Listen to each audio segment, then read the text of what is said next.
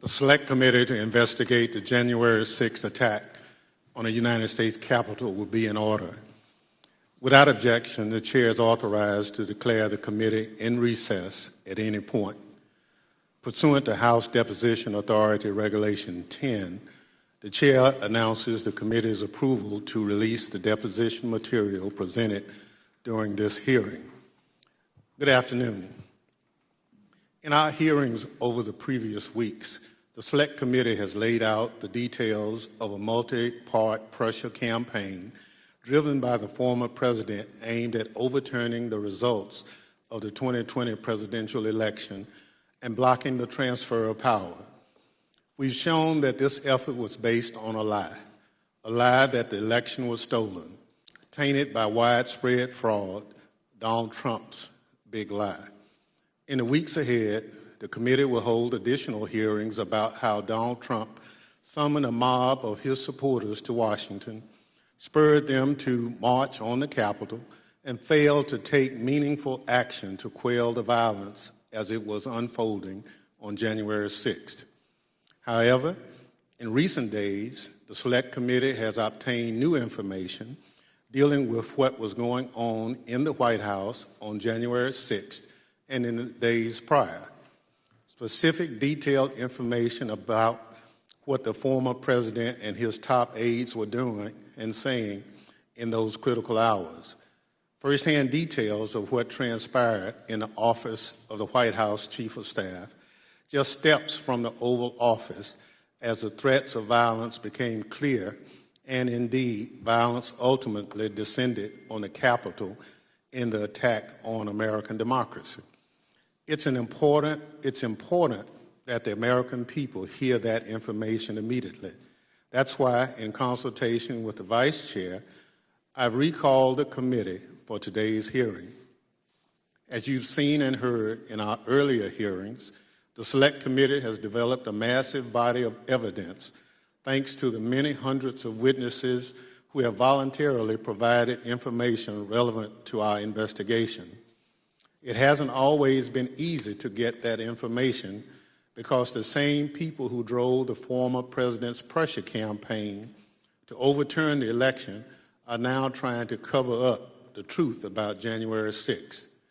But thanks to the courage of certain individuals, the truth won't be buried. The American people won't be left in the dark. Our witness today, Ms. Cassie Hutchinson, has embodied that courage. I won't get into a lot of detail about Ms. Hutchinson's testimony will show. I'll allow her words to speak for themselves, and I hope everyone at home will listen very closely. First, I'll recognize our distinguished Vice Chair, Ms. Cheney of Wyoming, for any opening statements she'd care to offer. Thank you very much, Mr. Chairman.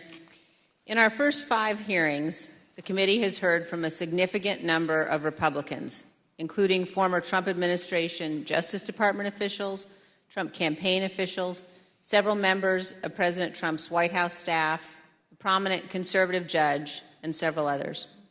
Today's witness, Ms. Cassidy Hutchinson, is another Republican and another former member of President Trump's White House staff. Certain of us in the House of Representatives recall that Ms. Hutchinson once worked for House Republican Whip Steve Scalise, but she is also a familiar face on Capitol Hill because she held a prominent role in the White House Legislative Affairs Office and later was the principal aide to President Trump's Chief of Staff, Mark Meadows. Ms. Hutchinson has spent considerable time up here on Capitol Hill representing the Trump administration, and we welcome her back. Up until now, our hearings have each been organized to address specific elements of President Trump's plan to overturn the 2020 election. Today, we are departing somewhat from that model because Ms. Hutchinson's testimony touches on several important and cross-cutting topics that are relevant to each of our future hearings. In her role working for the White House Chief of Staff, Ms. Hutchinson handled a vast number of sensitive issues. She worked in the West Wing, several steps down the hall from the Oval Office. Ms. Hutchinson spoke daily with members of Congress, with high-ranking officials in the administration, with senior White House staff, including Mr. Meadows. with White House counsel, lawyers, and with Mr. Tony Ornato, who served as the White House Deputy Chief of Staff. She also worked on a daily basis with members of the Secret Service who were posted in the White House. In short, Ms. Hutchinson was in a position to know a great deal about the happenings in the Trump White House. Ms. Hutchinson has already sat for 4 videotaped interviews with committee investigators, and we thank her very much for her cooperation and for her courage. We will cover certain, but not all, relevant topics within Ms. Hutchinson's knowledge today. Again, our future hearings will supply greater detail, putting the testimony today in a broader and more complete context. Today, you will hear Ms. Hutchinson relate certain firsthand observations of President Trump's conduct on January 6th. You will also hear new information regarding the actions and statements of Mr. Trump's senior advisors that day, including his Chief of Staff, Mark Meadows, and his White House counsel. And we will begin to examine evidence bearing on what President Trump and members of the White House staff knew about the prospect for violence on January 6th, even before that violence began. To best communicate the information the committee has gathered, we will follow the practice of our recent hearings, playing videotape testimony from Ms. Hutchinson and others, and also posing questions to Ms. Hutchinson live. Mr. Chairman, I yield back. Thank you very much. Our witness today is Ms. Cassie Hutchinson, who served in the Trump administration in the White House Office of Legislative Affairs from 2019 to 2020, and as a special assistant to the President in the White House Chief of Staff's office from March 2020 through January 2021. I will now swear in our witness. The witness will please stand and raise her right hand. Do you swear or affirm under penalty of perjury that the testimony you're about to give is the truth, the whole truth, and nothing but the truth, so help you God? Thank you. You may be seated. Let the record reflect the witness answered in the affirmative. I now recognize myself for questions. Ms. Hutchinson, I'd like to start with a few questions about your background. These are some photographs we've obtained highlighting your career. These show you with members of Congress, including Steve Scalise, as well as the White House with leader Kevin McCarthy and Jim Jordan. Others show you with the President and members of Congress aboard Air Force One. Before you worked in the White House, you worked on Capitol Hill for Representative Steve Scalise, the Republican whip, and Senator Ted Cruz.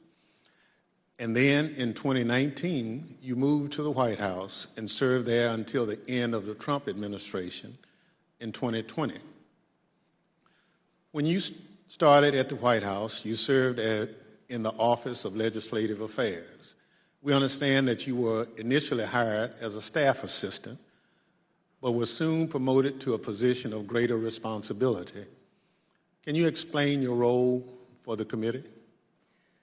When I moved over to the White House Chief of Staff's office with Mr. Meadows when he became the 4th Chief of Staff, it's difficult to describe a typical day. I was a special assistant to the President and an advisor to the Chief of Staff. The days depended on what the President was doing that day, and that's kind of how my portfolio was reflected. I had a lot of outreach with members of Congress, senior cabinet officials. I would work on policy issues with relevant internal components and members on the Hill, as well as security protocol at the White House complex for Mr. Meadows and the President. And then you received another promotion in March 2020. At that time, you became the principal aide to the new White House Chief of Staff, Mark Meadows. Is that right? That's correct, sir. What did a typical day look like for you in your work with Mr. Meadows? It varied with what was going on. We spent a lot of time on the Hill. I spent time on the Hill independently, too, as I was his liaison for Capitol Hill. We did a lot of presidential travel engagements, but mostly I was there to serve what the chief of staff needed, and a lot of times what the chief of staff needed was a reflection of what the president's schedule is detailed to do that day. So is it fair to say that you spoke regularly in your position, both with members of Congress and with senior members of the Trump administration? That's correct. That's a fair assessment, sir. And would you say that in your work with Mr. Meadows, you are typically in contact with him and others in the White House throughout the day? That's correct, sir. Mr. Meadows and I were in contact almost pretty much throughout every day, consistently. Although so much of grave importance happens in the West Wing of the White House, it's quite a small building.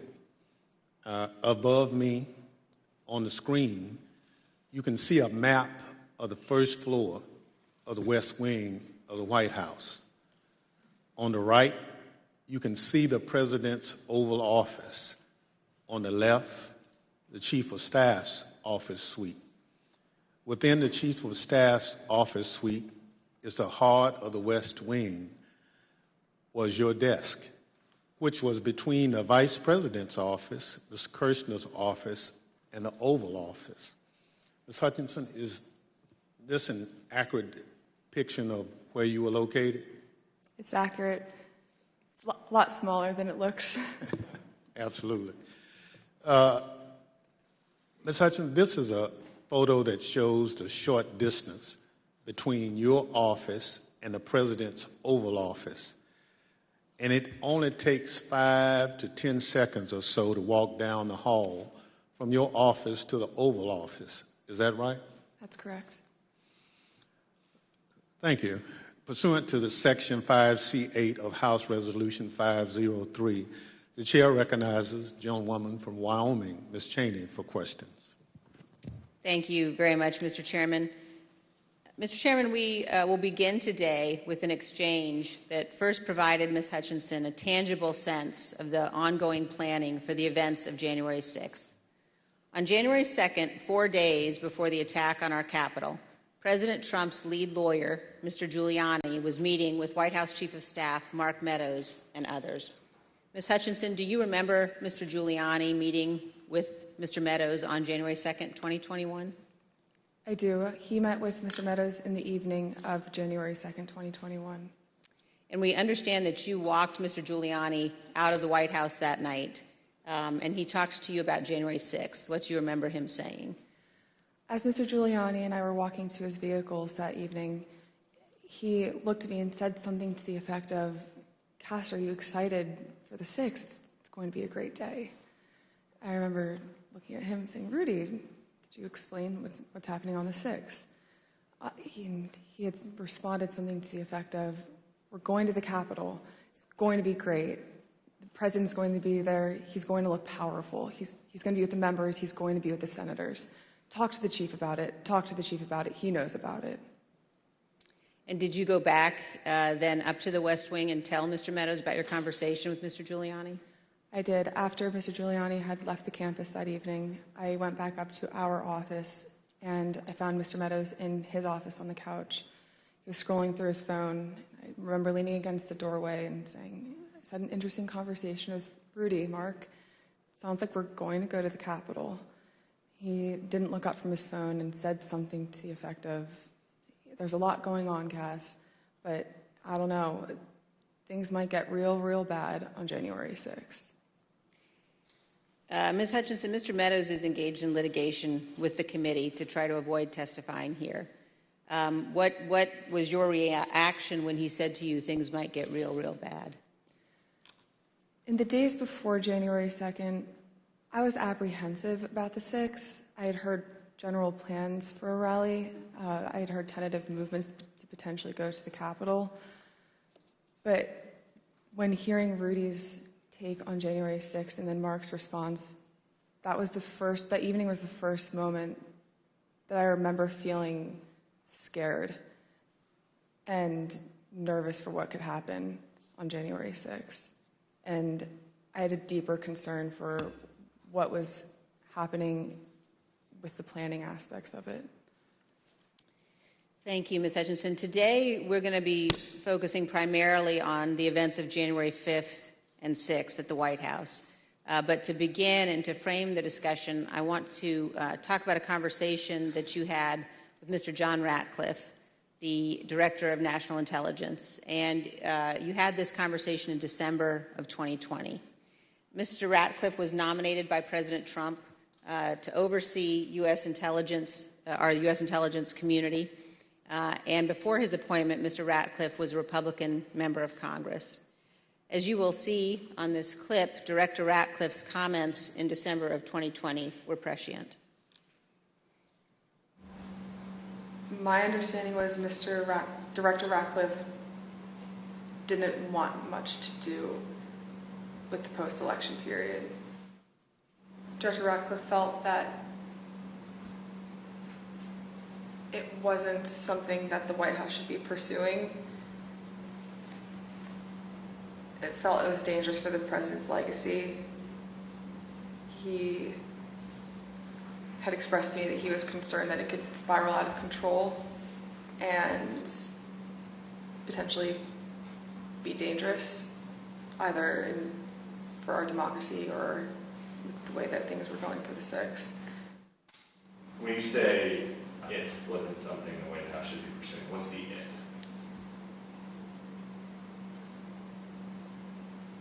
Trying to fight the results of the election, finding missing ballots, pressuring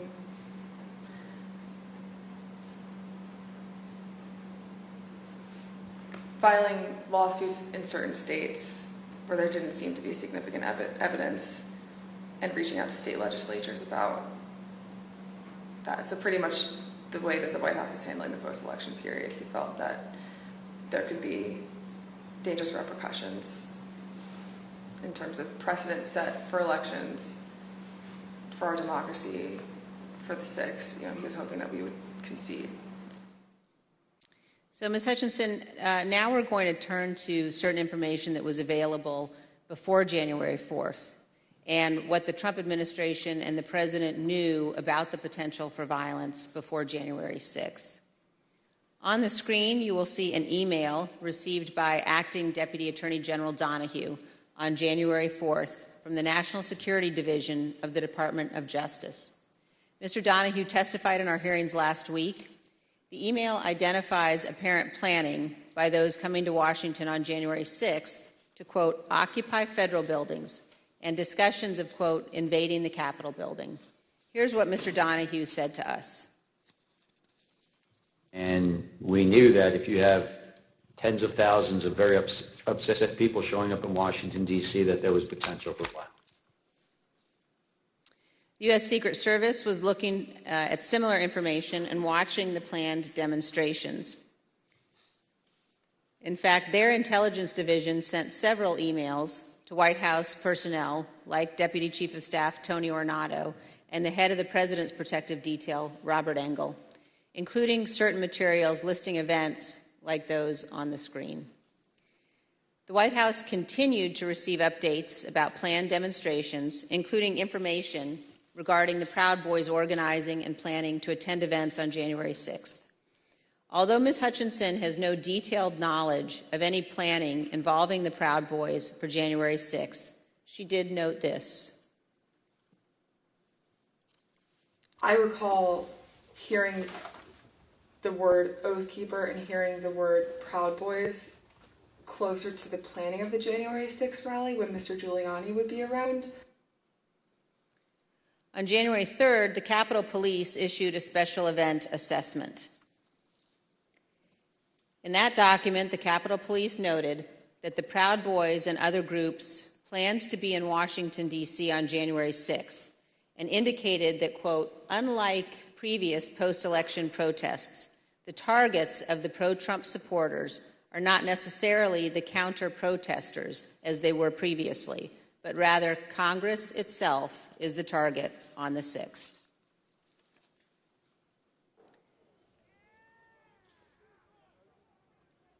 Of course, we all know now that the Proud Boys showed up on January 6th, marched from the Washington Monument to the Capitol that day, and led the riotous mob to invade and occupy our Capitol.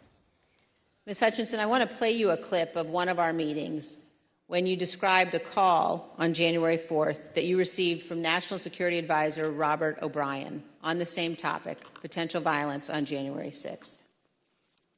I received a call from Robert O'Brien, the National Security Advisor. He had asked if he could speak with Mr. Meadows about potential words of violence that he was hearing that were potentially going to happen on the Hill on January 6th. I had asked if he had connected with Tony Ornato because Tony Ornato had a conversation with Mark about that topic. Robert had said, I'll talk to Tony, and then I don't know if Robert ever connected with Mark about the issue. Ms. Hutchinson, can you describe for us Mr. Ornato's responsibilities as Deputy Chief of Staff? The Deputy Chief of Staff position at the White House for operations is arguably one of the most important positions that somebody can hold.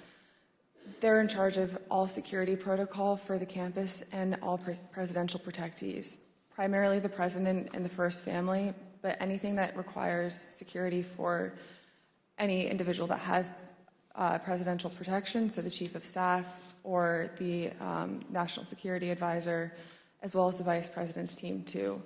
Tony would oversee all of that, and he was the conduit for security protocol between White House staff and the United States Secret Service.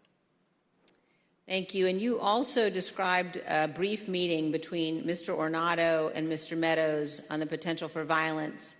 The meeting was on January 4th. They were talking about the potential for violence on January 6th. Let's listen to a clip of that testimony.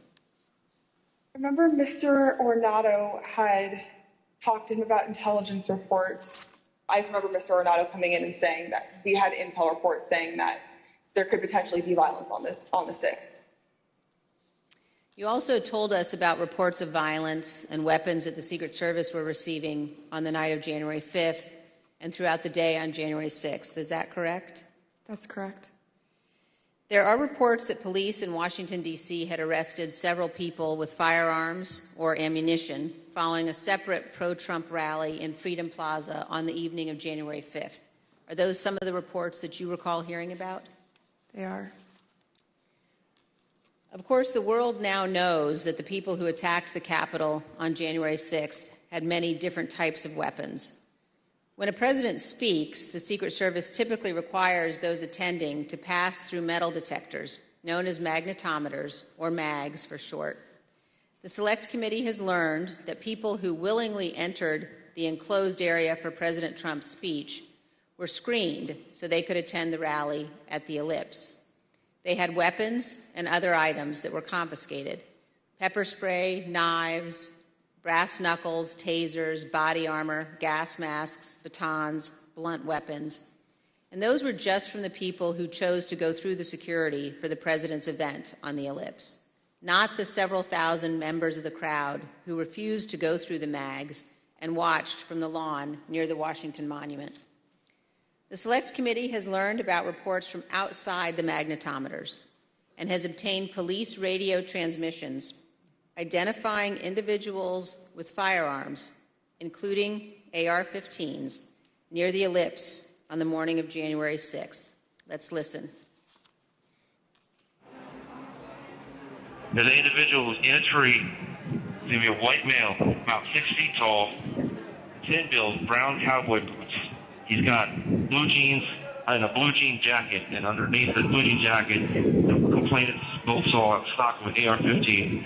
He's going to be with a group of individuals, about five to eight other individuals. Two of the individuals in that group at the base of the tree, near the porta potties, were wearing green fatigues, green olive drab style fatigues, about 5'8", 5'9", skinny white males, brown cowboy boots. They had Glock-style pistols in their waistband. 8736 with the message that subject, weapon on his right hip. After that, he's in the tree. Motor 1, make sure PPD knows they have an elevated threat in the tree south side of Constitution Avenue. Look for the Don't Tread on Me flag, American flag face mask, cowboy boots, weapon on the right side hip. We got 3 men walking down the street in fatigue while carrying AR-15. Copy at 14th and Independence.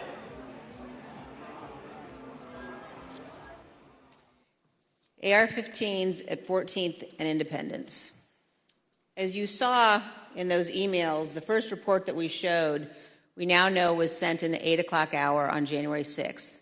This talked about people in the crowd wearing ballistic helmets and body armor, carrying radio equipment and military-grade backpacks. The second report we showed you on the screen was sent by the Secret Service in the 11 a.m. hour, and it addressed reports of a man with a rifle near the ellipse.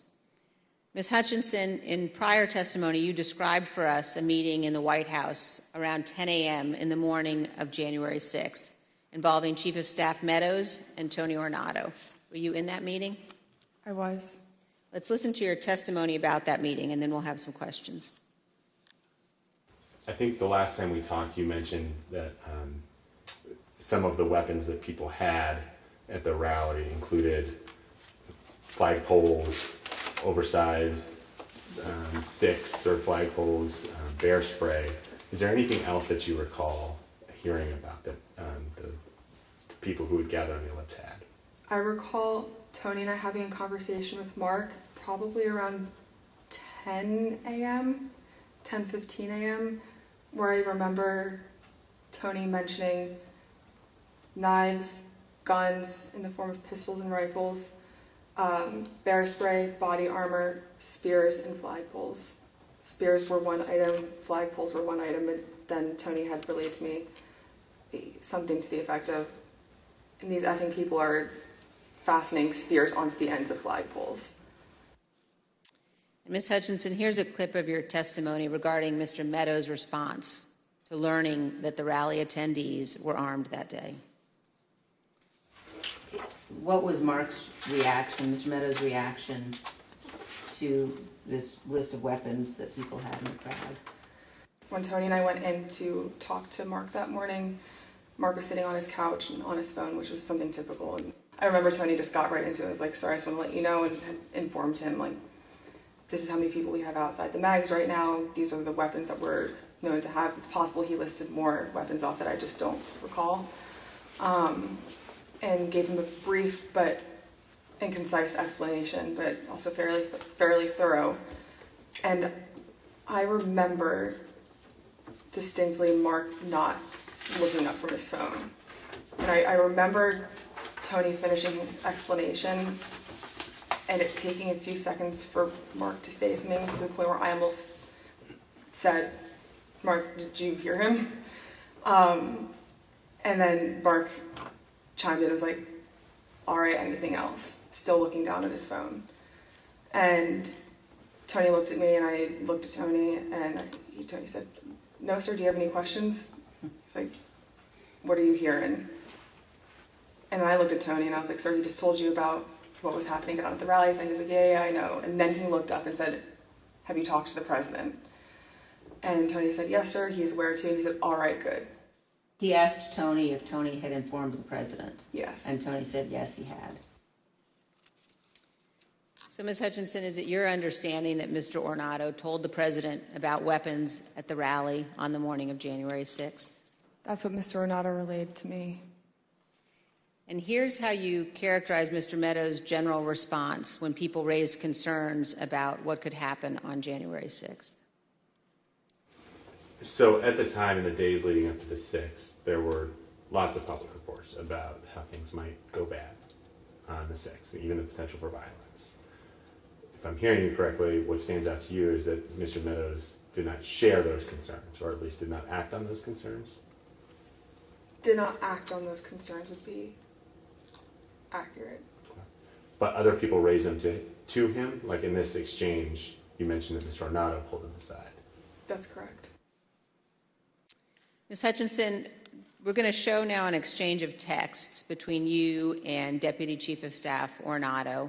And these text messages were exchanged while you were at the ellipse. In one text, you write, but the crowd looks good from this vantage point as long as we get the shot. He was effing furious. And the text messages also stress that President Trump kept mentioning the OTR, an off-the-record movement. We're going to come back and ask you about that in a minute. But could you tell us, first of all, who it is in the text who was furious? The he in that text that I was referring to was the president. And why was he furious, Ms. Hutchinson? He was furious because he wanted the arena that we had on the Ellipse to be maxed out at capacity for all attendees. The advance team had relayed to him that the mags were free-flowing. Everybody who wanted to come in had already come in, but he still was angry about the extra space and wanted more people to come in. And did you go to the rally in the presidential motorcade? I was there, yes, in the motorcade. And were you backstage with the president and other members of his staff and family? I was. And you told us, Ms. Hutchinson, about particular comments that you heard while you were in the tent area. When we were in the offstage announce area tent behind the stage, he was very concerned about the shot, meaning the photograph that we would get, because the rally space wasn't full.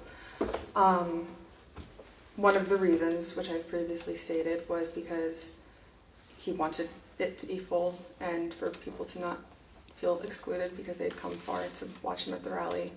And he felt the mags were at fault for not letting everybody in. But another leading reason, and likely the primary reason, is because he wanted it full and he was angry that we weren't letting people through the mags with weapons, what the Secret Service deems as weapons and our weapons. But when we were in the offstage announce tent, I was part of a conversation. I was in the vicinity of a conversation where I overheard the president say something to the effect of, I don't effing care that they have weapons. They're not here to hurt me. Take the effing mags away. Let my people in. They can march to the Capitol from here. Let the people in. Take the effing mags away. Just to be clear, Ms. Hutchinson, is it your understanding that the president wanted to take the mags away and said that the armed individuals were not there to hurt him? That's a fair assessment. The issue wasn't with the amount of space available in the official rally area only, but instead that people did not want to have to go through the mags. Let's listen to a portion of what you told us about that. In this particular instance, it wasn't the capacity of our space, it was the mags and the people that didn't want to come through, and that's what Tony had been trying to relay to him that morning. It's not the issues that we encountered on the campaign. We have enough space, or they don't want to come in right now. They have weapons that they don't want confiscated by the Secret Service, and they're fine on the mall. They can see you on the mall, and they want to march straight to the Capitol from the mall. The president apparently wanted all attendees inside the official rally space and repeatedly said, quote, "They're not here to hurt me." And just to be clear, so he was told again in that conversation, or was he told again in that conversation, that people couldn't come through the mags because they had weapons? Correct. And that people, and his response was to say they can march to the Capitol from the Ellipse. Something to the effect of, take the effing mags away. They're not here to hurt me. Let them in. Let my people in. They can march to the Capitol after the rally's over. They can march from the Ellipse. Take the effing mags away. Then they can march to the Capitol. Ms. Hutchinson, what we saw when those clips were playing were photos provided by the National Archives showing the president in the offstage tent before his speech on the Ellipse. You were in some of those photos as well. And I just want to confirm that is when you heard the president say the people with weapons weren't there to hurt him and that he wanted the Secret Service to remove the magnetometers. That's correct. In the photos that you displayed, we were standing towards the front of the tent with the TVs, really close to where he would walk out to go onto the stage. These conversations happened 2 to 3 minutes before he took the stage that morning. Let's reflect on that for a moment. President Trump was aware that a number of the individuals in the crowd had weapons and were wearing body armor. And here's what President Trump instructed the crowd to do. We're going to walk down, and I'll be there with you. We're going to walk down. We're going to walk down anyone you want, but I think right here we're going to walk down to the Capitol. And the crowd, as we know, did proceed to the Capitol. It soon became apparent to the Secret Service, including the Secret Service teams in the crowd, along with White House staff, that security at the Capitol would not be sufficient. I'd had 2 or 3 phone conversations with Mr. Ornato when we were at the Ellipse, and then I had 4 men on Mr. Meadows' detail with me in between those individuals and then a few other bodies on the ground, just the Secret Service doing advance. They were getting notifications through their radios, and Mr. Ornato in one phone conversation had called me and said, make sure the chief knows that they're getting close to the Capitol. It's they're having trouble stacking bodies. And Ms. Hutchinson, when you said they were having trouble stacking bodies, did you mean that law enforcement at the Capitol needed more people to defend the Capitol from the rioters? It was becoming clear to us and to the Secret Service that Capitol police officers were getting overrun at the security barricades outside of the Capitol building, and they were short people to defend the building against the rioters. And you mentioned that Mr. Ornato was conveying this to you because he wanted you to tell Mr. Meadows. So did you tell Mr. Meadows that people were getting closer to the Capitol and that Capitol Police was having difficulty? After I had the conversation with Mr. Meadows, after I had the conversation with Mr. Ornato, I went to have the discussion with Mr. Meadows. He was in a secure vehicle at the time making a call. So when I had gone over to the car, I went to open the door to let him know, and he had immediately shut it. I don't know who he was speaking with. It wasn't something that he regularly did, especially when I would go over to give him information. So I was a bit taken aback, but I didn't think much of it, and thinking that I would be able to have the conversation with him a few moments later. And were you able to have that conversation a few moments later? Probably about 20 to 25 minutes later. There was another period in between where he shut the door again, and then when he finally got out of the vehicle, we had the conversation. But at that point, there was a backlog of information that he should have been made aware of. And so you opened the door to the control car, and Mr. Meadows pulled it shut? That's correct. And he did that 2 times? That's correct. And when you finally were able to give Mr. Meadows the information about the violence at the Capitol, what was his reaction?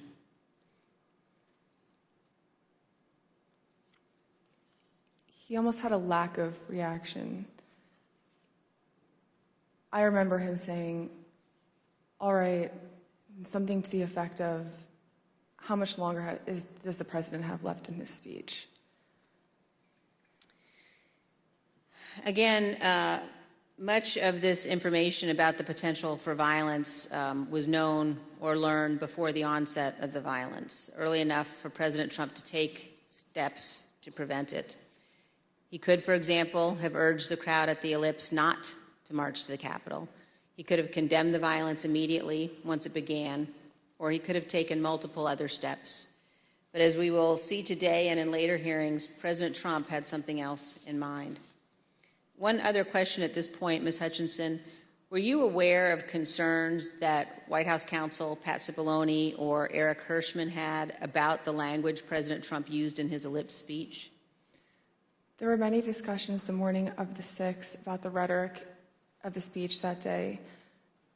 In my conversations with Mr. Hirschman, he had relayed that we would be foolish to include language that had been included at the president's request, which had lines along to the effect of, fight for Trump, we're going to march to the Capitol, I'll be there with you, fight for me, fight for what we're doing, fight for the movement, things about the vice president at the time, too.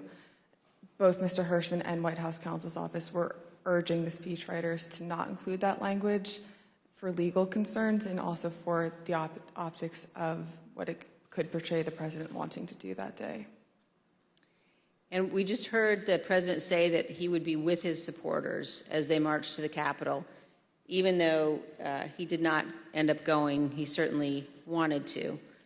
Some have questioned whether President Trump genuinely planned to come here to the Capitol on January 6th. In his book, Mark Meadows falsely wrote that after President Trump gave his speech on January 6th, he told Mr. Meadows that he was, quote, speaking metaphorically about the walk to the Capitol. As you will see, Donald Trump was not speaking metaphorically. As we heard earlier, Rudy Giuliani told Ms. Hutchinson that Mr. Trump plans to travel to the Capitol on January 6th. I want to pause for just a moment to ask you, Ms. Hutchinson, to explain some of the terminology you will hear today. We've heard you use two different terms to describe plans for the president's movement to the Capitol or anywhere else. One of those is a scheduled movement, and another one is OTR. Could you describe for us what each of those mean? A scheduled presidential movement is on his official schedule. It's notified to the press and to a wide range of staff that will be traveling with him. It's known to the public, known to the Secret Service, and they're able to coordinate the movement days in advance. An off-the-record movement is confined to the knowledge of a very, very small group of advisors and staff. Typically, a very small group of staff would travel with him, mostly that are just included in the national security package. You can pull an off-the-record movement together in less than an hour. It's a way to kind of circumvent having to release it to the press, if that's the goal of it, or to not have to have as many security parameters put in place ahead of time to make the movement happen. Thank you. And let's turn back now to the president's plans to travel to the Capitol on January 6th. We know that White House counsel Pat Cipollone was concerned about the legal implications of such a trip, and he agreed with the Secret Service that it shouldn't happen. Ms. Hutchinson, did you have any conversations with Pat Cipollone about his concerns about the president going to the Capitol on January 6th? On January 3rd, Mr. Cipollone had approached me, knowing that Mark had raised the prospect of going up to the Capitol on January 6th. Mr. Cipollone and I had a brief private conversation where he said to me, we need to make sure that this doesn't happen. This would be legally a terrible idea for us. We have serious legal concerns if we go up to the Capitol that day. And he then urged me to continue relaying that to Mr. Meadows, because it's my understanding that Mr. Cipollone thought that Mr. Meadows was indeed pushing this along with the president. And we understand, Ms. Hutchinson, that you also spoke to Mr. Cipollone on the morning of the 6th as you were about to go to the rally on the Ellipse. And Mr. Cipollone said something to you like, make sure the movement to the Capitol does not happen. Is that correct? That's correct. I saw Mr. Cipollone right before I walked out onto West Exec that morning, and Mr. Cipollone said something to the effect of, please make sure we don't go up to the Capitol, Cassidy. Keep in touch with me. We're going to get charged with every crime imaginable if we make that movement happen. And do you remember which crimes Mr. Cipollone was concerned with? In the days leading up to the 6th, we had conversations about potentially obstructing justice or defrauding the electoral count. Let's hear about some of those concerns that you mentioned earlier in one of your interviews with us. Having a private conversation with Pat late in the afternoon of the 3rd or the 4th, that Pat was concerned it would look like we were obstructing justice or obstructing the electoral college count. And I apologize for probably not being very firm with my legal terms here, but that it would look like we were obstructing what was happening on Capitol Hill. And he was also worried that it would look like we were inciting a riot or encouraging a riot to erupt on the Capitol, at the Capitol. In fact, in the days before January 6th and on January 6th itself, President Trump expressed to multiple White House aides that he wanted to go to the Capitol after his speech. Here's what various White House aides have told the committee about the president's desire to go to the Capitol. Did the president tell you this, that he wanted to speak at the Capitol? Correct, yes. During the meeting in the dining room, did the idea of the president proceeding or walking to the Capitol on the 6th after his speech come up? Walking to the Capitol? No. Driving to the Capitol? It came up. Okay, how did it come up and what was discussed? He brought it up. He said, I want to go down to the Capitol. What about him marching to the Capitol on the 6th? Yes. Tell us about that. So, it's kind of a general thing. I mean, to get into the specifics of it, I was aware of a desire of the president to potentially march to the or accompany the rally attendees to the Capitol. When did you first hear about this idea of the president accompanying rally attendees to the Capitol on the 6th? Well, this was at the 6th. This was during the after he finished his remarks. When the president said that he would be going to the Capitol during his speech on the ellipse, the Secret Service scrambled to find a way for him to go. We know this from witnesses and the Secret Service, also from messages among staff on the President's National Security Council. The NSC staff were monitoring the situation in real time, and you can see how the situation evolved in the following chat log that the committee has obtained. As you can see, NSC staff believed that Mogul, the president, was, quote, going to the Capitol, and, quote, they are finding the best route now. From these chats, we also know the staff learned of the attack on the Capitol in real time. When President Trump left the ellipse stage at 1:10, the staff knew that rioters had invaded the inaugural stage and Capitol Police were calling for all available officers to respond. When Republican leader Kevin McCarthy heard the president say he was going to the Capitol, he called you, Ms. Hutchinson. Isn't that right? That's correct. And in this text message, you told Tony Ornato, quote, McCarthy just called me too. And do you guys think you're coming to my office? Tell us about the call that day with Leader McCarthy during the president's speech on the ellipse. I was still in the tent behind the stage, and when you're behind the stage, you can't really hear what's going on in front of you. So when Mr. McCarthy called me with this information, I answered the call, and he sounded rushed, but also frustrated and angry at me, and I was confused because I didn't know what the president had just said. He then explained, the president just said he's marching to the Capitol. You told me this whole week you aren't coming up here. Why would you lie to me? I said, I'm not lying. I wasn't lying to you, sir. We're not going to the Capitol. And he said, well, he just said it on stage, Cassidy. Figure it out. Don't come up here. I said, I'll run the traps on this, and I'll shoot you a text. I can assure you we're not coming up to the Capitol. We've already made that decision. He pressed a little bit more, believing me, but I think frustrated that the president had said that, and we ended the phone conversation after that. I called Mr. Ornato to reconfirm that we weren't going to the Capitol, and which is also in our text messages. I sent Mr. McCarthy another text telling him the affirmative that we were not going up to the Capitol, and he didn't respond after that. And we understand, Ms. Hutchinson, that the plans for the president to come up to the Capitol had included discussions at some point about what the president would do when he came up to the Capitol on January 6th.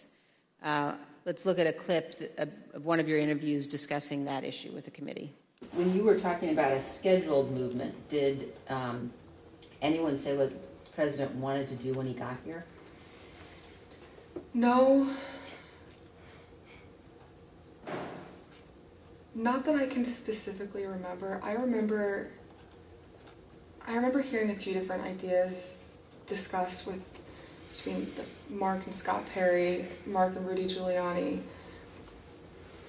I don't know which conversations were elevated to the president. I don't know what he personally wanted to do when he went up to the Capitol that day. I know that there were discussions about him having another speech outside of the Capitol before going in. I know that there was a conversation about him going into the House chamber at one point. As we've all just heard, in the days leading up to January 6th, on the day of the speech, both before and during and after the rally speech, President Trump was pushing his staff to arrange for him to come up here to the Capitol during the electoral vote count. Let's turn now to what happened in the president's vehicle when the Secret Service told him he would not be going to the Capitol after his speech.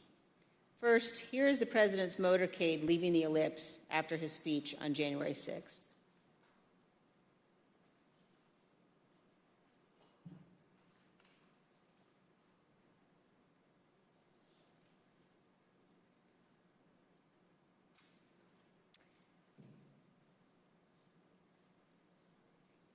Ms. Hutchinson, when you returned to the White House in the motorcade after the president's speech, where did you go? When I returned to the White House, I walked upstairs towards the Chief of Staff's office, and I noticed Mr. Ornato lingering outside of the office. Once we had made eye contact, he quickly waved me to go into his office, which was just across the hall from mine. When I went in, he shut the door, and I noticed Bobby Engel, who is the head of Mr. Trump's security detail, sitting in a chair, just looking somewhat discombobulated and a little lost. I looked at Tony, and he had said, "Did you effing hear what happened in the Beast?" I said, "No, Tony, I just got back. What happened?" Tony proceeded to tell me that when the president got in the Beast, he was under the impression from Mr. Meadows that the off-the-record movement to the Capitol was still possible and likely to happen, but that Bobby had more information. So once the president had gotten into the vehicle with Bobby, he thought that they were going up to the Capitol, and when Bobby had relayed to him, "We're not, we don't have the assets to do it, it's not secure, we're going back to the West Wing," the president had a very angry response to that. Tony described him as being irate. The president said something to the effect of, "I'm the effing president, take me up to the Capitol now." To which Bobby responded, "Sir, we have to go back to the West Wing." The president reached up towards the front of the vehicle to grab at the steering wheel. Mr. Engel grabbed his arm, said, "Sir, you need to take your hand off the steering wheel. We're going back to the West Wing. We're not going to the Capitol." Mr. Trump then used his free hand to lunge towards Bobby Engel, and when Mr. Ornato had recounted this story to me, he had motioned towards his clavicles. And was Mr. Engel in the room as Mr. Ornato told you this story? He was. Did Mr. Engel correct or disagree with any part of the story from Mr. Ornato? Mr. Engel did not correct or disagree with any part of the story. Did Mr. Engel or Mr. Ornato ever after that tell you that what Mr. Ornato had just said was untrue? Neither Mr. Ornato nor Mr. Engel told me ever that it was untrue. And despite this altercation, this physical altercation, during the ride back to the White House, President Trump still demanded to go to the Capitol. Here's what Kayleigh McEnany, the White House press secretary at the time, wrote in her personal notes and told the committee about President Trump's desire to go to the Capitol after returning to the White House. When you wrote POTUS wanted to walk to the Capitol, was that based solely on what the president said during his speech or anything that he or anybody else said afterwards? So to the best of my recollection, I believe when we got back to the White House, he said he wanted to physically walk with the marchers, and according to my notes, he then said he'd be fine with just riding the Beast. But to the best of my recollection, he wanted to be a part of the march in some fashion. Okay, and just for the record, the beast refers to the presidential limousine? Yes. President Trump did not go to the Capitol that day. We understand that he blamed Mark Meadows for that. So prior to leaving the rally site, when he got off the stage and everybody was making the movement back to the motorcade, I had overheard Mr. Meadows say to him then, as I had prior to Mr.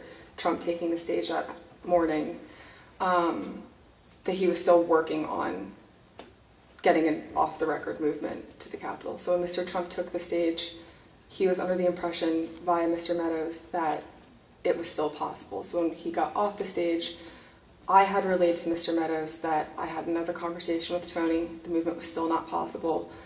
Mr. Meadows said, okay. And then as they proceeded to go to the motorcade, and Mr. Meadows had reiterated, we're going to work on it, so I talked to Bobby. Bobby has more information. Mark got into his vehicle, to my understanding. Trump got into the Beast.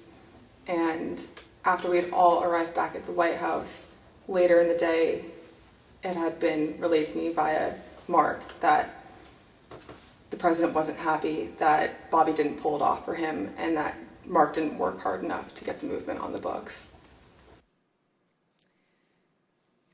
The physical altercation that Ms. Hutchinson described in the presidential vehicle was not the first time that the president had become very angry about issues relating to the election. On December 1, 2020, Attorney General Barr said in an interview that the Department of Justice had not found evidence of widespread election fraud sufficient to change the outcome of the election. Ms. Hutchinson, how did the president react to hearing that news? Around the time that I understand the AP article went live, I remember hearing noise coming from down the hallway, so I poked my head out of the office, and I saw the valet walking towards our office. He had said, get the chief down to the dining room, the president wants him. So Mark went down to the dining room and came back to the office a few minutes later. After Mark had returned, I left the office and went down to the dining room, and I noticed that the door was propped open and the valet was inside the dining room changing the tablecloth off of the dining room table. He motioned for me to come in and then pointed towards the front of the room near the fireplace mantle and the TV, where I first noticed there was ketchup dripping down the wall and there's a shattered porcelain plate on the floor. The valet had articulated that the president was extremely angry at the Attorney General's AP interview and had thrown his lunch against the wall, which was causing them to have to clean up. So I grabbed a towel and started wiping the ketchup off of the wall to help the valet out. And he said something to the effect of, he's really ticked off about this. I would stay clear of him for right now. He's really, really ticked off about this right now. And Ms. Hutchinson, was this the only instance that you are aware of where the president threw dishes?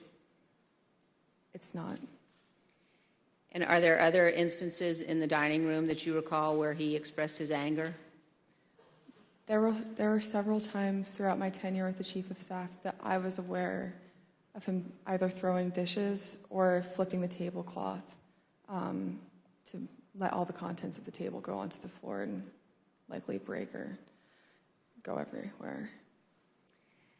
And Ms. Hutchinson, Attorney General Barr described to the committee the president's angry reaction when he finally met with President Trump. Let's listen. And I said, look, I know that you're dissatisfied with me, and I'm glad to offer my resignation. And he pounded the table very hard. Everyone sort of jumped, and he said, accept it. Mr. Chairman, I reserve. Gentlewoman reserves. The chair requests those in the hearing room to remain seated until the Capitol Police have escorted our witness from the room. Pursuant to the order of the committee of today, the chair declares the committee in recess for a period of approximately 10 minutes.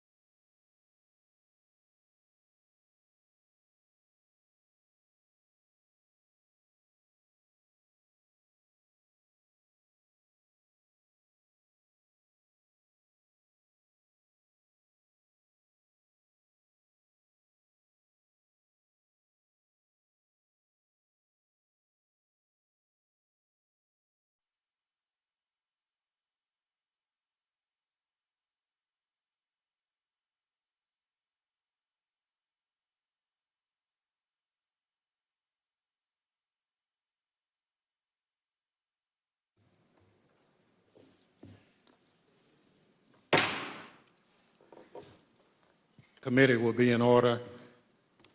Chair recognizes the gentlewoman from Wyoming, Vice Chair Cheney. Thank you, Mr. Chairman. Before we turn to what Ms. Hutchinson saw and heard in the White House during the violent attack on the Capitol on January 6th, let's discuss certain communications White House Chief of Staff Mark Meadows had on January 5th. President Trump's associate, Roger Stone, attended rallies during the afternoon and the evening of January 5th in Washington, D.C. On January 5th and 6th, Mr. Stone was photographed with multiple members of the Oath Keepers who were allegedly serving as his security detail. As we now know, multiple members of that organization have been charged with or pled guilty to crimes associated with January 6th. Mr. Stone has invoked his Fifth Amendment privilege against self-incrimination before this committee. General Michael Flynn has also taken the fifth before this committee. Mr. Stone previously had been convicted of other federal crimes unrelated to January 6th. General Flynn had pleaded guilty to a felony charge also predating and unrelated to January 6th. President Trump pardoned General Flynn just weeks after the presidential election. And in July of 2020, he commuted the sentence Roger Stone was to serve. The night before January 6th, President Trump instructed his Chief of Staff, Mark Meadows, to contact both Roger Stone and Michael Flynn regarding what would play out the next day. Ms. Hutchinson, is it your understanding that President Trump asked Mark Meadows to speak with Roger Stone and General Flynn on January 5th? That's correct. That is my understanding. And Ms. Hutchinson, is it your understanding that Mr. Meadows called Mr. Stone on the 5th? I'm under the impression that Mr. Meadows did complete both a call to Mr. Stone and General Flynn the evening of the 5th. And do you know what they talked about that evening, Ms. Hutchinson? I'm not sure. Is it your understanding that Mr. Giuliani, Mr. Eastman, and others had set up what has been called, quote, a war room at the Willard Hotel on the night of the 5th? I was aware of that the night of the 5th. And do you know if Mr. Meadows ever intended to go to the Willard Hotel on the night of the 5th? Mr. Meadows had a conversation with me where he wanted me to work with Secret Service on a movement from the White House to the Willard Hotel so he could attend the meeting or meetings with Mr. Giuliani and his associates in the war room. And what was your view as to whether or not Mr. Meadows should go to the Willard that night? I had made it clear to Mr. Meadows that I didn't believe it was a smart idea for him to go to the Willard Hotel that night. I wasn't sure everything that was going on at the Willard Hotel, although I knew enough about what Mr. Giuliani and his associates were pushing during this period. I didn't think that it was something appropriate for the White House Chief of Staff to attend or to consider involvement in. I made that clear to Mr. Meadows. Throughout the afternoon, he mentioned a few more times going up to the Willard Hotel that evening and then eventually dropped the subject the night of the 5th and said that he would dial in instead. So General Flynn has appeared before this committee, and when he appeared before our committee, he took the 5th.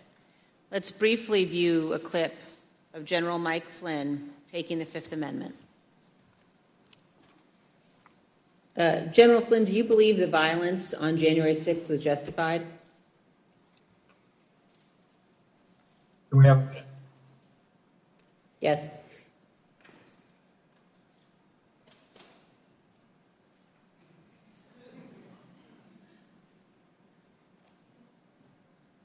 All right, we're back. Congressman Cheney, could you repeat the question, please? Yes. General Flynn, do you believe the violence on January 6th was justified? Is that, can I get a clarification? Is that a moral question or are you asking a legal question? I'm asking both.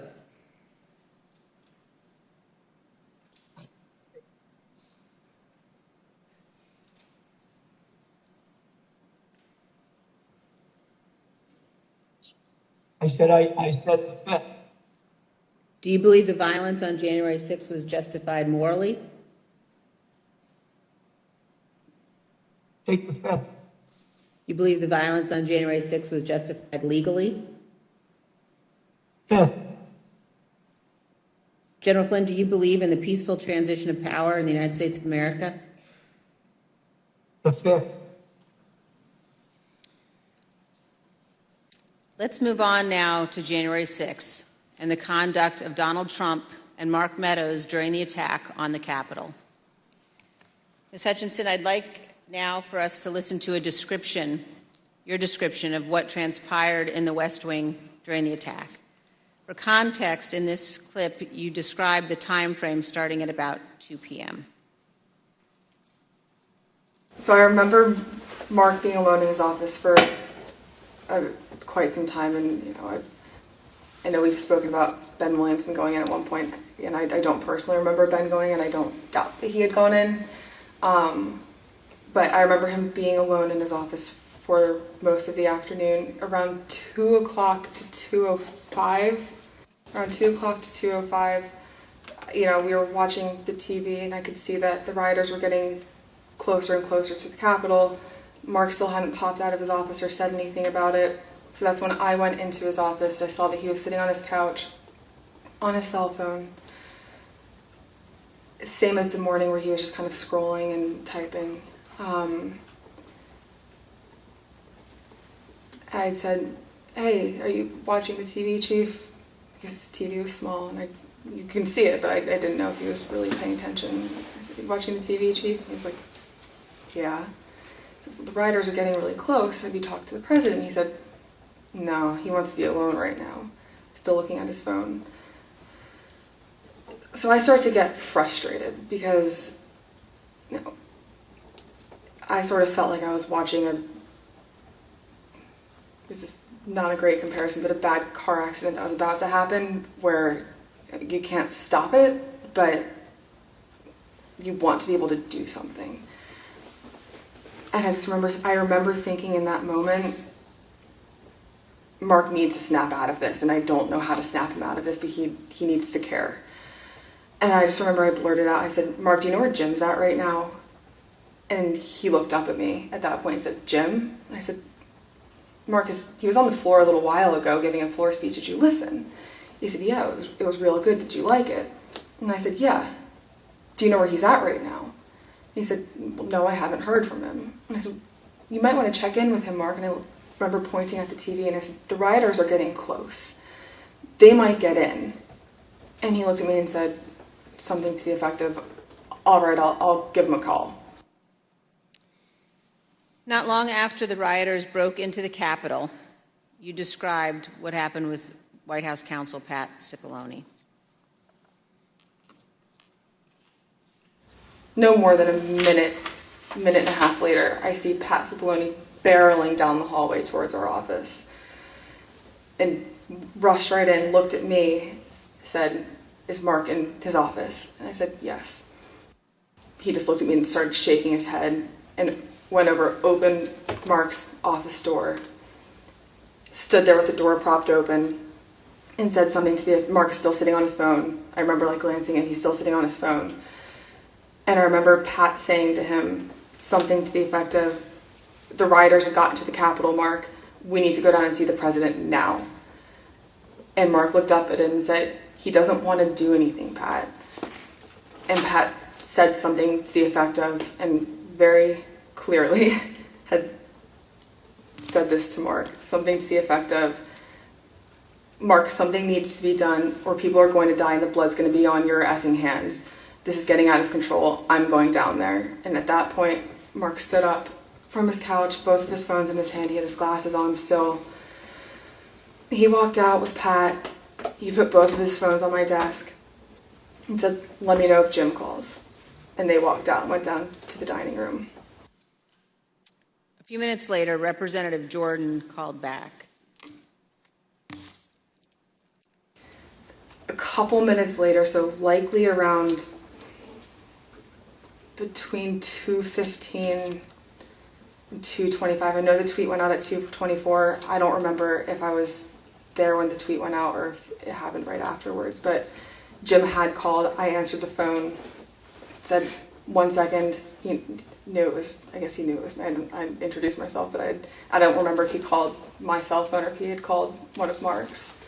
But I answered the phone and said, 1 sec, Mark's on the hall, I'm going to go hand the phone to him. He said, okay. So I went down, I asked the valet if Mark was in the dining room. Valet said yes. I opened the door to the dining room, briefly stepped in to get Mark's attention, showed him the phone, like flipped the phone his way so he could see it said Jim Jordan. He had stepped to where I was standing there holding the door open, took the phone talking to Jim with the door still propped open. So I took a few steps back. So I probably was 2 feet from Mark. He was standing in the doorway going to the Oval Office dining room. They had a brief conversation, and in the crossfires, I heard briefly like what they were talking about, but in the background, I had heard conversations in the Oval dining room at that point talking about the Hang Mike Pence chants. That clip ended, Ms. Hutchinson, with you recalling that you heard the President, Mr. Meadows, and the White House counsel discussing the Hang Mike Pence chants. And then you described for us what happened next. It wasn't until Mark hung up the phone, handed it back to me. I went back to my desk. A couple minutes later, him and Pat came back, possibly Eric Hirschman too. I'm pretty sure Eric Hirschman was there. But I'm confident it was Pat that was there. I remember Pat saying something to the effect of, Mark, we need to do something more. They're literally calling for the vice president to be effing hung. And Mark had responded something to the effect of, you heard him, Pat. He thinks Mike deserves it. He doesn't think they're doing anything wrong. To which Pat said something, this is effing crazy. We need to be doing something more. Briefly stepped into Mark's office. And when Mark had said something to the effect of, he doesn't think they're doing anything wrong, knowing what I had heard briefly in the dining room, coupled with Pat discussing the Hang Mike Pence chants in the lobby of our office, and then Mark's response, I understood there to be the rioters in the Capitol that were chanting for the vice president to be hung. Let me pause here on this point. As rioters chanted Hang Mike Pence, the President of the United States, Donald Trump, said that, quote, Mike deserves it, and that those rioters were not doing anything wrong. This is a sentiment that he has expressed at other times as well. In an interview with ABC News correspondent Jonathan Karl, President Trump was asked about the supporters chanting Hang Mike Pence last year. Instead of condemning them, the former president defended them. Because it's common sense, John. It's common sense that you're supposed to protect. How can you, if you know a vote is fraudulent, right? Yeah. How can you pass on a fraudulent vote to Congress? President Trump's view that the rioters were not doing anything wrong and that, quote, Mike deserved it, helps us to understand why the president did not ask the rioters to leave the Capitol for multiple hours. In fact, he put this tweet out at 2:24 p.m. Ms. Hutchinson, do you recall seeing this tweet in which the president said the vice president did not have the courage to do what needed to be done? I do. And Ms. Hutchinson, what was your reaction when you saw this tweet? As a staffer that worked to always represent the administration to the best of my ability and to showcase the good things that he had done for the country, I remember feeling frustrated, disappointed, and really, it felt personal. It was really sad. As an American, I was disgusted. it was unpatriotic. It was un-American. We were watching the Capitol building get defaced over a lie. And it was something that was really hard in that moment to digest, knowing what I had been hearing down the hall in the conversations that were happening, seeing that tweet come up and knowing what was happening on the Hill. And it's something that I still struggle to work through the emotions of that. Ms. Hutchinson, we have also spoken to multiple other White House staff about their reaction to Donald Trump's 224 tweet, condemning Mike Pence for not having the courage to refuse to count electoral votes, an act that would have been illegal. Matthew Pottinger, a former Marine intelligence officer who served in the White House for 4 years, including as Deputy National Security Advisor, was in the vicinity of the Oval Office at various points throughout the day. When he saw that tweet, he immediately decided to resign his position. Let's watch him describe his reaction to the president's tweet. One of my staff brought me a printout of a tweet by the president. And the tweet said something to the effect that Mike Pence, the vice president, didn't have the courage to do what should have been done. I read that tweet and made a decision at that moment to resign. That's where I knew that I was leaving that day, once I read that tweet. Ultimately, members of the White House staff, Sarah Matthews, cabinet members Secretary Chao and Secretary DeVos resigned as well. Here is Secretary DeVos's resignation letter.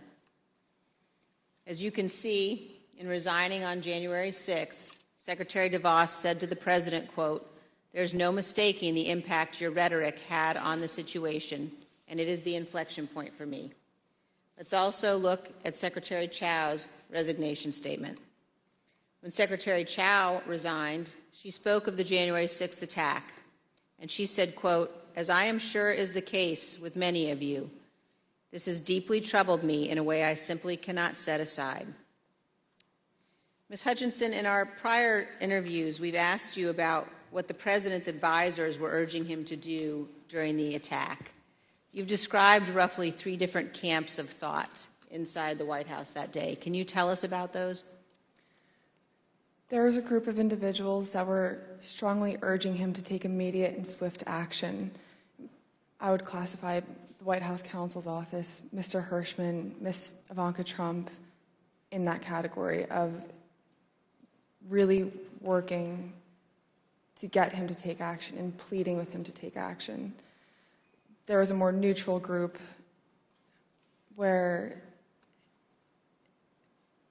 advisors were trying to toe the line, knowing that Mr. Trump didn't necessarily want to take immediate action and condemn the riots, but knowing something needed to be done. And then there was the last group, which was deflect and blame. Let's blame Antifa. These aren't our people. It's my understanding that Mr. Meadows was in the deflect and blame category, but he did end up taking a more neutral route, knowing that there were several advisors in the president's circle urging him to take more action, which I think was reflected in the rhetoric released later that day in the videos. You told us that the White House counsel's office was in the camp encouraging the president to tell the rioters to stop the attack and to leave the Capitol. Let's listen. White House counsel's office wanted there to be a strong statement out to condemn the rioters. I'm confident in that. Now let's look at just one example of what some senior advisors to the president were urging. Ms. Hutchinson, could you look at the exhibit that we're showing on the screen now? Have you seen this note before? That's a note that I wrote at the direction of the Chief of Staff on January 6th, likely around 3 o'clock. And it's written on a Chief of Staff note card, but that's your handwriting, Ms. Hutchinson? That's my handwriting. And why did you write this note? The Chief of Staff was in a meeting with Eric Hirschman and potentially Mr. Philbin, and they had rushed out of the office fairly quickly. Mark had handed me the note card with one of his pens and started dictating a statement for the president to potentially put out. And, no, I'm sorry, go ahead. That's okay. There were two phrases on there, one illegal and then one without proper authority. The illegal phrase was the one that Mr. Meadows had dictated to me. Mr. Hirschman had chimed in and said, also put without legal authority. There should have been a slash between the two phrases. It was an or if the president had opted to put one of those statements out. Evidently, he didn't. Later that afternoon, Mark came back from the Oval Dining Room and put the palm card on my desk with illegally crossed out, but said we didn't need to take further action on that statement. So, to your knowledge, this statement was never issued? It was, to my knowledge, it was never issued. And Ms. Hutchinson, did you understand that Ivanka Trump wanted her father to send people home? That's my understanding, yes. Let's play a clip of you addressing that issue. I remember her saying at various points, she wanted her dad to send them home. She wanted her dad to tell them to go home peacefully, and she wanted to include language that he necessarily wasn't on board with at the time. You will hear more about this at our later hearings, but we have evidence of many others imploring Donald Trump and Mark Meadows to take action. Here is some of that evidence, text messages sent to Mark Meadows during the attack. This is a text message at 2:32 from Laura Ingraham. Hey, Mark, the president needs to tell people in the Capitol to go home. In the next message, this is hurting all of us. And then he's destroying his legacy and playing into every stereotype. We lose all credibility against the BLM Antifa crowd if things go south. The president's son, Don Jr., also urgently contacted Mark Meadows. At 2:53, he wrote, he's got to condemn this shit ASAP. The Capitol Police tweet is not enough. As you will see, these are just two of the numerous examples of Trump supporters and allies urging the president to tell his supporters to leave the Capitol. It would not have been hard for the president to simply walk down to the briefing room a few feet down the hall from the Oval Office. As Nora O'Donnell noted during an interview with House Republican leader Kevin McCarthy, where Leader McCarthy said he believed the attack was un-American. I want to quickly bring in Kevin McCarthy, the House Minority Leader. Leader McCarthy, do you condemn this violence? I completely condemn the violence in the Capitol. What we're currently watching unfold is un-American. I'm disappointed. I'm sad. This is not what our country should look like. This is not who we are. This is not the First Amendment. This has to stop, and this has to stop now. Leader McCarthy, the President of the United States has a briefing room steps from the Oval Office. The cameras are hot 24/7, as you know. Why hasn't he walked down and said that now? I conveyed to the president what I think is best to do, and I'm hopeful the president will do it. Republican House member Mike Gallagher also implored the president to call off the attack. Mr. President, you have got to stop this. You are the only person who can call this off. Call it off.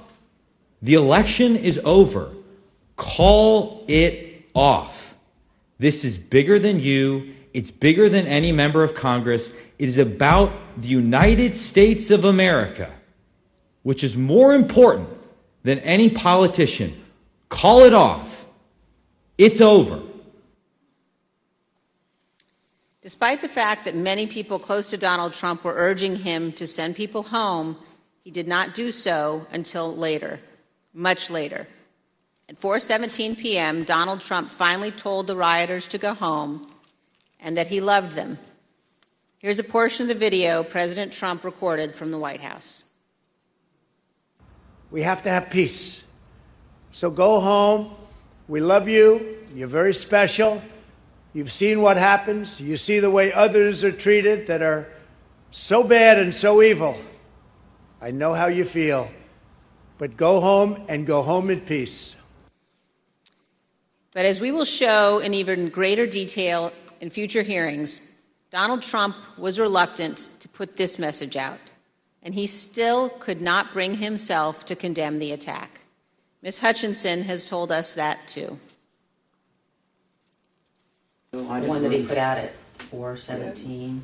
I'm sure you've discussed it, and just to elaborate if I hadn't already at that point, I recall him being reluctant to film the video on the 6th. I was not involved in any of the logistics or the planning for that video. I just remember seeing the video go out and feeling a little shocked after it went out. On the evening of January 6th and the day after, the president's family and his senior staff and others tried to encourage the president to condemn the violence and commit to the peaceful transition of power. At 3:31 p.m. on January 6th, Sean Hannity of Fox News texted Mark Meadows. Mr. Hannity said, quote, "Can he make a statement? I saw the tweet. Ask people to leave the Capitol." Later that evening, Mr. Hannity sent another text message to Mark Meadows. This time, he shared a link to a tweet. That tweet reported that President Trump's cabinet secretaries were considering invoking the 25th Amendment to remove President Trump from office. As you can see on the screen, the 25th Amendment to the Constitution creates a process for the transition of power if a president is unfit or unable to serve. The 25th Amendment has never been used to remove a president. But the committee has learned that after the attack on the U.S. Capitol, this was being discussed by members of President Trump's cabinet as a way of stripping the full power of the presidency from Donald Trump. President Trump's supporters were worried. In addition to the tweet that he sent Mark Meadows after the attack, Sean Hannity apparently spoke with President Trump and warned him about what could happen. We understand that this text message that Sean Hannity sent to Kayleigh McEnany on January 7th shows what Mr. Hannity said to the president. First, no more stolen election talk. Second, impeachment and 25th Amendment are real. Many people will quit. Ms. Hutchinson, you told us that you were hearing about discussions related to the 25th Amendment. Here's part of what you said. Mr. Pompeo reached out to have the conversation with Mr. Meadows in case he hadn't heard the discussions amongst cabinet secretaries. And from what I understand, it was more of a, this is what I'm hearing. I want you to be aware of it, but I also think it's worth putting on your radar because you are the chief of staff. You're technically the boss of all the cabinet secretaries. And, you know, if conversations progress, you should be ready to take action on this. Like, I'm concerned for you and your positioning with this. Yeah. Reach out to me if you have any questions or if, like, I can be helpful with you at all. Inside the White House, the president's advisors, including members of his family, wanted him to deliver a speech to the country. Deputy White House counsel Pat Philbin prepared the first draft of what would be the president's remarks on national healing, delivered via pre-taped video on January 7th. When he arrived at the White House on the 7th, Mr. Philbin believed that more needed to be said, so he sat down and started writing. He shared the draft with Pat Cipollone, who also believed the president needed to say more. Mr. Cipollone agreed with the content, as did Eric Hirschman, who reviewed the draft. The committee has learned that the president did not agree with the substance as drafted and resisted giving a speech at all. Ms. Hutchinson, do you recall discussions about the president's speech on January 7th? I do. Let's listen, Ms. Hutchinson, to what you told us about that and about the process of crafting those remarks. I learned from a conversation with Mark and overhearing between him and White House counsel and Eric Hirschman as well that Trump didn't necessarily think he needed to do anything more on the 7th than what he had already done on the 6th. When he was convinced to put out a video on the 7th, I understand that he had a lot of opinions about what the context of that announcement were to entail. I had original drafts of the speech where there were several lines that didn't make it in there about prosecuting the rioters or calling them violent. He didn't want that in there. He wanted to put in there that he wanted to potentially pardon them. And this is just with the increased emphasis of his mindset at the time, which was he didn't think that they did anything wrong. The people who did something wrong that day, or the person who did something wrong that day, was Mike Pence by not standing with him. But the president's advisors urged him to give the speech. Who convinced him to do the video on the 7th?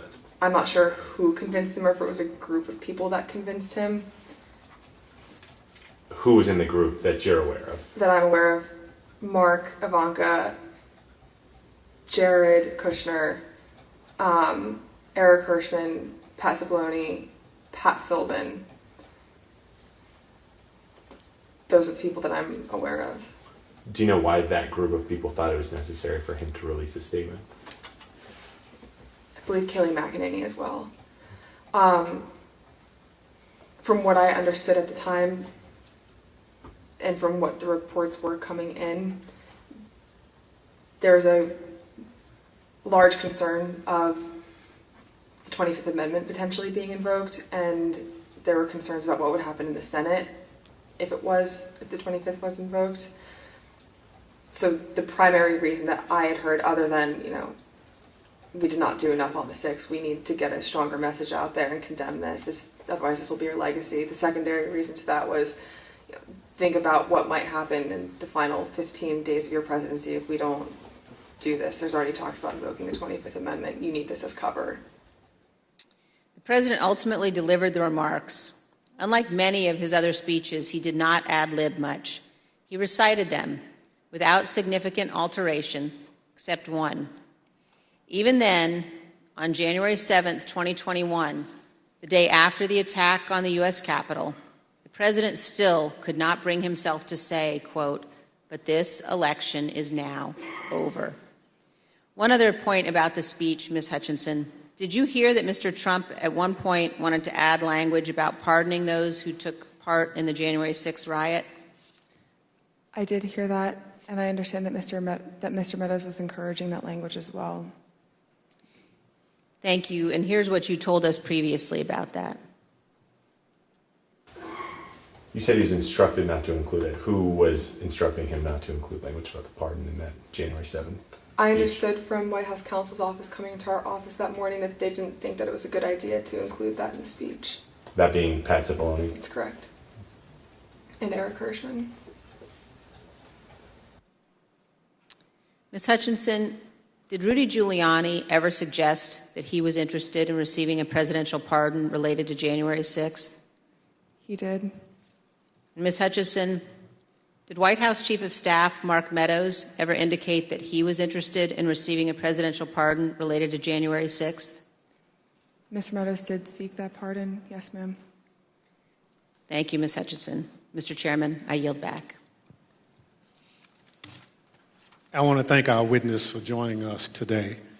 The members of the Select Committee may have additional questions for today's witness, and we ask that you respond expeditiously in writing to those questions. Without objections, members will be permitted 10 business days to submit statements for the record, including opening remarks and additional questions for the witness. Without objection, the chair recognizes the vice chair for a closing statement. Thank you very much, Mr. Chairman. I want to begin by thanking Ms. Hutchinson for her testimony today. We are all in her debt. Our nation is preserved by those who abide by their oaths to our Constitution. Our nation is preserved by those who know the fundamental difference between right and wrong. And I want all Americans to know that what Ms. Hutchinson has done today is not easy. The easy course is to hide from the spotlight, to refuse to come forward, to attempt to downplay or deny what happened. That brings me to a different topic. While our committee has seen many witnesses, including many Republicans, testify fully and forthrightly, this has not been true of every witness. And we have received evidence of one particular practice that raises significant concern. Our committee commonly asks witnesses connected to Mr. Trump's administration or campaign whether they've been contacted by any of their former colleagues or anyone else who attempted to influence or impact their testimony. Without identifying any of the individuals involved, let me show you a couple of samples of answers we received to this question. First, here's how one witness described phone calls from people interested in that witness's testimony. Quote, "What they said to me is as long as I continue to be a team player, they know I'm on the right team. I'm doing the right thing. I'm protecting who I need to protect. You know I'll continue to stay in good graces in Trump world. And they have reminded me a couple of times that Trump does read transcripts, and just keep that in mind as I proceed through my interviews with the committee." Here's another sample in a different context. This is a call received by one of our witnesses. Quote, "A person let me know you have your deposition tomorrow. He wants me to let you know he's thinking about you. He knows you're loyal and you're going to do the right thing when you go in for your deposition." I think most Americans know that attempting to influence witnesses to testify untruthfully presents very serious concerns. We will be discussing these issues as a committee, carefully considering our next steps. Mr. Chairman, thank you. I yield back. Gentlewoman yields back. Ms. Hutchinson, thank you. Thank you for doing your patriotic duty and helping the American people get a complete understanding of January 6th and its causes. Thank you for your courage in testifying here today. You have the gratitude of this committee and your country. I know it wasn't easy to sit here today and answer these questions, but after hearing your testimony in all its candor and detail, I want to speak directly to the handful of witnesses who have been outliers in our investigation, the small number who have defied us outright, those whose memories have failed them again and again on the most important details, and to those who fear Donald Trump and his enablers. Because of this courageous woman and others like her, your attempt to hide the truth from the American people will fail. And to that group of witnesses, if you've heard this testimony today and suddenly you remember things you couldn't previously recall, or there are some details you'd like to clarify, or you discovered some courage you had hidden away somewhere, our doors remain open. The Select Committee will reconvene in the weeks ahead as we continue to lay out our findings to the American people.